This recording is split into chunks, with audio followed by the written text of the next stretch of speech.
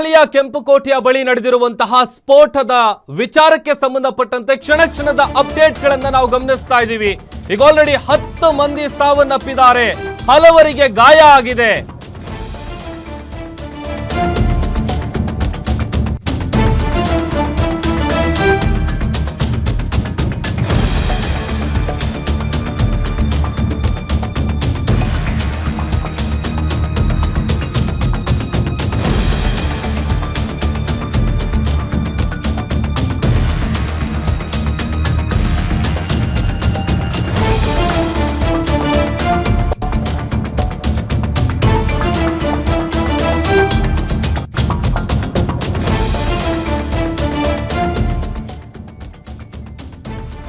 ನೋಡಿ, ಯಾವಾಗ ಈ ಸ್ಫೋಟ ಸಂಭವಿಸಿದೆ, ಇಮಿಡಿಯೇಟ್ ಆಗಿ ಒಂದಷ್ಟು ಕಡೆ ದಾಳಿಯನ್ನ ಮಾಡಲಾಗಿದೆ. ಕೆಂಪುಕೋಟೆ ಸ್ಫೋಟದ ಹಿನ್ನೆಲೆಯಲ್ಲಿ ದೆಹಲಿಯಲ್ಲಿ ರೇಡ್ ಆಗಿದೆ. ದೆಹಲಿಯ ಹಲವು ಕಡೆ ವಿಶೇಷ ತಂಡದಿಂದ ಮಿಂಚಿನ ದಾಳಿ ಮಾಡಲಾಗಿದೆ. ಅನುಮಾನಾಸ್ಪದ ಪ್ರದೇಶಗಳಲ್ಲಿ ಪರಿಶೀಲನೆಯನ್ನ ಪೊಲೀಸರು ಮಾಡ್ತಾ ಇದ್ದಾರೆ. ಸ್ಫೋಟಕ್ಕೂ ಕೆಲ ವ್ಯಕ್ತಿಗಳಿಗೂ ಸಂಬಂಧ ಇರುವಂತಹ ಹಿನ್ನೆಲೆಯಲ್ಲಿ ಶಂಕೆ ಇದೆ, ಹಾಗಾಗಿ ದಾಳಿಯನ್ನ ಮಾಡಿದ್ದಾರೆ. ಕೆಲವರನ್ನ ವಶಕ್ಕೆ ಪಡೆದು ವಿಚಾರಣೆ ಮಾಡೋದಕ್ಕೂ ಕೂಡ ಅಧಿಕಾರಿಗಳು ಮುಂದಾಗ್ತಾ ಇದ್ದಾರೆ. ಸಹಜವಾಗಿ ದೆಹಲಿಯಲ್ಲಿ ನಡೆದಿರುವಂತಹ ಈ ಸ್ಫೋಟದ ತೀವ್ರತೆ ಎಷ್ಟರ ಮಟ್ಟಿಗಿದೆ ಅಂತ ಅಂದ್ರೆ, ಅಲ್ಲಿರುವಂತಹ ಎಲ್ಲಾ ವಸ್ತುಗಳು ಚೆಲ್ಲಾಪಿಲ್ಲಿಯಾಗಿ ಬಿದ್ದಿದೆ. ದೃಶ್ಯದಲ್ಲಿ ನಾವು ಗಮನಿಸ್ತಾ ಇದ್ವಿ. ಮತ್ತೊಂದ್ ಕಡೆ ಆ ಸ್ಫೋಟಕ್ಕೂ ಕೆಲ ವ್ಯಕ್ತಿಗಳಿಗೂ ಲಿಂಕ್ ಇರುವಂತಹ ಹಿನ್ನೆಲೆಯಲ್ಲಿ ಈಗ ದೆಹಲಿಯಲ್ಲಿ ಮಿಂಚಿನ ದಾಳಿಯನ್ನ ನಡೆಸಲಾಗಿದೆ. ಒಂದಷ್ಟು ಮಂದಿಯನ್ನ ವಶಕ್ಕೆ ಪಡೆದು ವಿಚಾರಣೆ ಮಾಡೋದಕ್ಕೂ ಕೂಡ ಅಧಿಕಾರಿಗಳು ಮುಂದಾಗ್ತಾ ಇದ್ದಾರೆ. ಅನುಮಾನಾಸ್ಪದ ಪ್ರದೇಶಗಳಲ್ಲಿ ಈಗ ಪೊಲೀಸರು ಪರಿಶೀಲನೆ ಮಾಡ್ತಾ ಇದ್ದಾರೆ. 6 ದೃಶ್ಯಗಳನ್ನ ನಾವು ಸ್ಕ್ರೀನ್ ಮೇಲೆ ಗಮನಿಸ್ತಾ ಇದೀವಿ. ನೋಡಿ ಯಾವ ರೀತಿಯಾಗಿದೆ ಅಲ್ಲಿನ ಪರಿಸ್ಥಿತಿ ಅಂತೇಳಿ. ಅಲ್ಲಿದ್ದಂತಹ ಎಲ್ಲಾ ವೆಹಿಕಲ್ಸ್ಗಳು ಸುಟ್ಟು ಕರಕಲಾಗಿದೆ.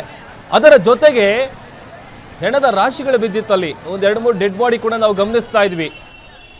ಈಗ ಈ ಒಂದು ಸ್ಫೋಟದ ವಿಚಾರಕ್ಕೆ ಸಂಬಂಧಪಟ್ಟಂತೆಯೇ ಈಗ ಅಧಿಕಾರಿಗಳು ಮಿಂಚಿನ ದಾಳಿಯನ್ನು ನಡೆಸ್ತಿದ್ದಾರೆ.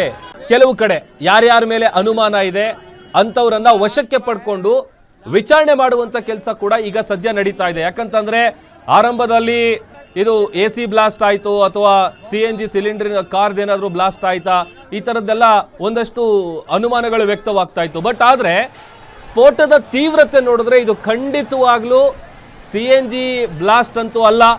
ಅದರ ಜೊತೆಗೆ AC ಬ್ಲಾಸ್ಟ್ ಆದರೂ ಕೂಡ ಇಷ್ಟು ದೊಡ್ಡ ಮಟ್ಟದಲ್ಲಿ ಎಫೆಕ್ಟ್ ಆಗೋದಿಲ್ಲ. ಕಂಪ್ಲೀಟ್ ಆಗಿ ಒಂದು ಬಾಂಬ್ ಅನ್ನ ಬ್ಲಾಸ್ಟ್ ಮಾಡಿದಂಥ ಸಂದರ್ಭದಲ್ಲಿ ಹೇಗೆ ಅದರ ಸ್ಫೋಟದ ತೀವ್ರತೆ ಇರುತ್ತೆ, ಅದೇ ರೀತಿಯಾಗಿ ಅಲ್ಲಿನ ಚಿತ್ರಣ ಕಂಡು ಬರ್ತಾ ಇದೆ. ದೃಶ್ಯಗಳೇ ಅದನ್ನ ಸಾರಿ ಸಾರಿ ಹೇಳ್ತಾ ಇದೆ ಸ್ಫೋಟದ ತೀವ್ರತೆ ಎಷ್ಟರ ಮಟ್ಟಿಗಿತ್ತು ಅಂತ. 10 ಮಂದಿ ಈಗ ಜೀವ ಕಳ್ಕೊಂಡಿದ್ದಾರೆ. ಮೃತದೇಹಗಳನ್ನ ಸ್ಥಳೀಯ ಆಸ್ಪತ್ರೆಗೆ ರವಾನೆ ಮಾಡುವಂತ ಕೆಲಸ ಆಗ್ತಾ ಇದೆ. ಅದರ ಜೊತೆಗೆ ಗಾಯಾಳುಗಳನ್ನು ಕೂಡ ಚಿಕಿತ್ಸೆಗೆ ಆಸ್ಪತ್ರೆಗೆ ಕರ್ಕೊಂಡು ಹೋಗುವಂತ ಕೆಲಸ ಆಗ್ತಾ ಇದೆ. ಇದೆಲ್ಲವೂ ಕೂಡ ಅಲ್ಲಿ ನಡೀತಾ ಇದೆ. ಯಾಕಂತಂದ್ರೆ ಈಗ ಇರುವಂತಹ ಒಂದಷ್ಟು ಅನುಮಾನಗಳು ಅಥವಾ ಶಂಕೆ ಏನು ವ್ಯಕ್ತವಾಗ್ತಾ ಇದೆ, ಅದು ನಿಜಕ್ಕೂ ಬಾಂಬ್ ಬ್ಲಾಸ್ಟ್ ಆಗಿರೋದಾ ಅಥವಾ ಬೇರೆ ಏನಾದರೂ ಕಾರಣದಿಂದಾಗಿ ಆಗಿರುವಂತಹ ಸ್ಫೋಟನ, ಇದಕ್ಕೆ ಸಂಬಂಧಪಟ್ಟಂತ ಯಾವುದೇ ರೀತಿಯಾದಂತಹ ಸ್ಪಷ್ಟನೆ ಇನ್ನೂ ಕೂಡ ಕೇಂದ್ರ ಸರ್ಕಾರದಿಂದ ಹೊರಬಂದಿಲ್ಲ. ಹಾಗಾಗಿ ಮೇಲ್ನೋಟಕ್ಕೆ ಗೊತ್ತಾಗ್ತಾ ಇರುವಂಥದ್ದು ಈ ಎಲ್ಲ ವಿಚಾರಗಳು. ಅಂದ್ರೆ ಬಾಂಬ್ ಬ್ಲಾಸ್ಟ್ ಆಗಿರಬಹುದು ಅನ್ನುವಂಥ ಅನುಮಾನ ಇದೆ, ಶಂಕೆ ಇದೆ. ಅದರ ಜೊತೆಗೆ ಅಲ್ಲಿನ ಸ್ಫೋಟದ ತೀವ್ರತೆಯ ಬಗ್ಗೆ ಸ್ಥಳೀಯರು ಕೂಡ ಮಾತನಾಡಿದ್ದಾರೆ. ಅಂದ್ರೆ ಎಷ್ಟರ ಮಟ್ಟಿಗೆ ಆ ಸೌಂಡ್ ಬಂದಿತ್ತು ಅಂತೇಳಿ ಒಂದು ರೀತಿ ಭೂಮಿ ಕಂಪಿಸಿದಂಥ ಅನುಭವ ಆಗಿದೆ. ಅಷ್ಟು ದೊಡ್ಡ ಮಟ್ಟದಲ್ಲಿ ಬ್ಲಾಸ್ಟ್ ಆಗಿದೆ, ಅಷ್ಟು ಜೋರು ಶಬ್ದ ಬಂದಿದೆ. ಅಲ್ಲಿದ್ದಂಥವರೆಲ್ಲ ಚೆಲ್ಲಾಪಿಲ್ಲಿಯಾಗಿ ಓಡಿದ್ದಾರೆ.